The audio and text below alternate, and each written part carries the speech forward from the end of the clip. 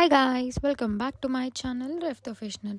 So నా part time job అయితే అయిపోయింది. వచ్చేసరికి ఫుల్ వర్షం అనమాట. ఇక నేనైతే ఫుల్ ఎంజాయ్ చేసిన ఆ ఆర్కిటెక్చర్ని అదంతా చూసుకుంటూ ఫుల్ ఎంజాయ్ చేసుకుంటూ అయితే నేను అట్లా వీడియో షూట్ చేసుకుంటూ అయితే నేను వెళ్తూ ఉండే. సో నాకైతే రేపు ఆఫ్ అనమాట. సో నేనైతే పక్కనున్న ఒక షాప్కి అయితే వచ్చేసిన మటన్ తీసుకెళ్ళడానికి. యాక్చువల్లీ నాకు తలకాయ తినాలనిపిస్తుండే, గోట్ హెడ్.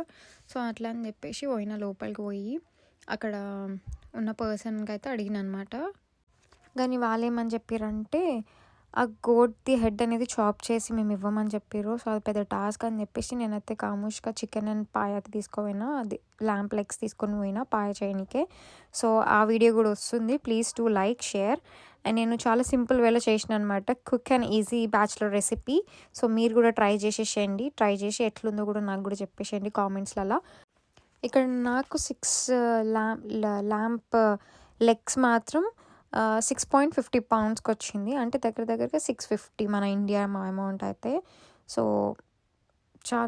సో నేనైతే రెగ్యులర్గా తీసుకొని వెళ్ళే షాప్ అయితే ఇది అనమాట. చాలా వరకు మనకి టెస్కో కానీ సెయిన్స్బెరీలో అయితే ఫ్రోజన్ చికెన్స్ దొరుకుతాయి.